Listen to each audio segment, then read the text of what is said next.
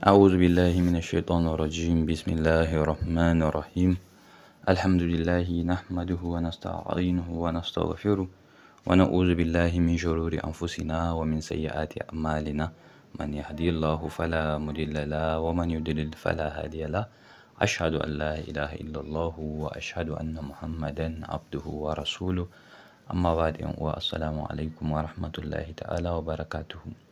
Mai saurare barkanmu da warhaka, barkanmu da sake saduwa da ku a wani sabon shirin namu na yau. Idan kai baƙo ne a wannan tasha tamu, ka danna mana subscribe sannan ka taɓa alamar ƙararrawar sanarwa yanda za ka ringa samun saƙonanmu cikin sauƙi. Wato da zarar mun ɗaura su a manhajarmu na YouTube zai shigo zuwa wayanka kai tsaye ba tare da ɓata lokaci ba. A yau za mu yi magana ne wato game da wannan ƙasan Libya. Duba da yanayin yanda 'yan uwanmu suke ciki na wannan hali wanda wani lokaci za ku ga abubuwan babu daɗi ga baki ɗaya. To yana ɗaya daga cikin abin da ya sa muka fito muka ce bari mu yi magana game da irin halin da sukan tsinci kansu wanda kuma hakan babu daɗi. To ya kamata a ce gwamnatin ƙasa ko in ce shugabanni su shiga su yi ruwa su yi tsaki. In suna da wani hanyar da ya kamata su bi ya kamata a bi. Saboda babu yanda za a ce wai ɗan ƙasar Nijar ya daina shiga ƙasar Libya saboda wasu abubuwa da suke faruwa. Saboda tsakaninmu da su ba nisa ba ne. To kun ga maganan shiga ɗin wai a daina shiga ɗin ba zai yiwu ba. Sai dai kawai a yi ƙoƙari a ga yanda za a magance shi matsalar da ke faruwa na rashin hana shigan.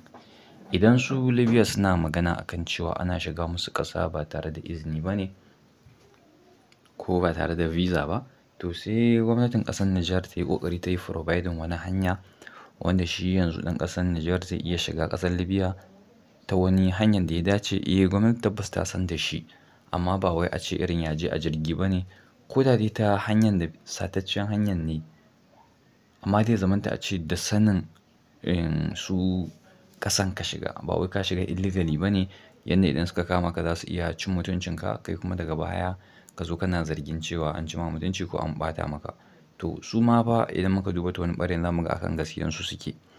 Don duk wanda ka shiga mashi gida ba tare da sanin shi ba ko waye zai ma ɗauke ka a ɓarawo ne saboda bai san da shiganka ba.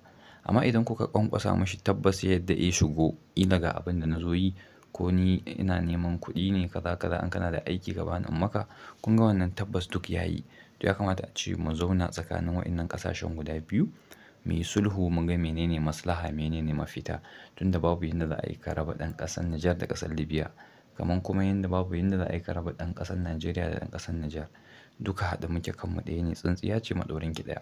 To kun ga yanzu me ya kamata ashe mu yi? Ya kamata ne mu nemi maslaha don a samu sauƙin waɗannan abubuwa da suke faruwa har Allah ya kawo mana ƙarshen wannan abu da yake faruwa. Assalamu alaikum wa rahmatullah.